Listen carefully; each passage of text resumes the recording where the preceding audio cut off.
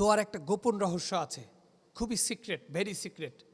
যখন আমরা কোনো দোয়া করছি, সেই দোয়াটা তৎক্ষণাৎ কোনো ফলাফল আসছে না, কি করব আমরা, কি করণীয়, আমাদের চিন্তা এসে যায়। দেখুন, সূরা আম্বিয়াতে আল্লাহ তাআলা 4 জন নবীর কথা বলেছেন, অন্য একটি জায়গায় মুসা আলাইহিস সালামের কথাও বলেছেন। এই 5 জন নবী তারা আল্লাহ তাআলার কাছে স্পেশালি এভাবে দোয়া করতেন। অর্থাৎ আমরা যখন কষ্টে আচ্ছন্নিত হই, হৃদয়ের ব্যথাটা আমাদের তীব্র হয়, পৃথিবীর সব কিছু যখন অসহায় মনে হয়, তখন আমরা কেউ কেউ আছি আমাদের এই কষ্টটাকে সুন্দর করবার জন্য মানুষের কাছে বলি। এমন কাউকে বলি যার কাছে বললে নিজেকে হালকা মনে হয়। এটা এক শ্রেণীর লোক। আর এক শ্রেণীর লোক, তারা এই কষ্টটা পৃথিবীর কারো কাছে বলে না, সরাসরি আল্লাহ তাআলার কাছে অভিযোগ করে। অর্থাৎ আল্লাহ তাআলার কাছে বলে। এটা অভিযোগ মানে অভিযোগ নয়, এটি হচ্ছে এমন একটি মাধ্যম, পৃথিবীর কাউকে নয়, তিনি এমন কারো কাছে বলছেন যিনি যা ইচ্ছা তাই করতে পারেন, যিনি চাইলেই সব কিছুর সমাধান হতে পারে। ইন্নাল্লাহা ইয়াফআলু মা ইয়াশা ফাআলুল লিমা ইউরিদ। তিনি এমন একজন রব যিনি যা খুশি তাই করতে পারেন।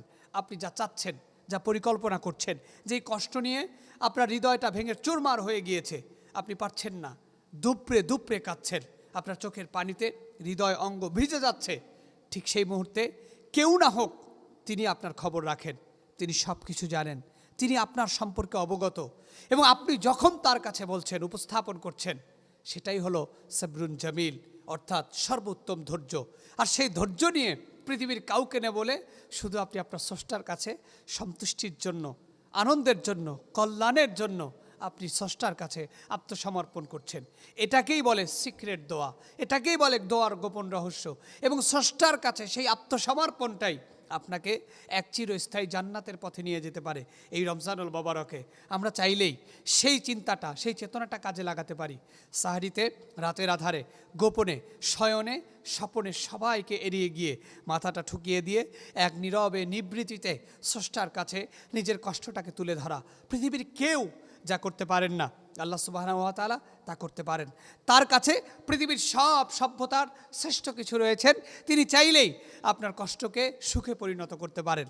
সেই স্রষ্টার কাছে যখন আপনি আবেগে আপ্লুত হয়ে আপনার হৃদয়ের ব্যথাগুলো উপস্থাপন করবেন, সেই স্রষ্টা আপনার ব্যথাগুলোকে অ্যাপ্রুভ করবেন, গ্রহণ করবেন। আপনি মনে রাখবেন, আপনার দোয়া ততক্ষণ পর্যন্ত সঠিক ফলাফল পাবে না যতক্ষণ না আপনি সরাসরি স্রষ্টার কাছে আত্মসমর্পণ করে হৃদয় উজাড় করে দোয়া করবেন।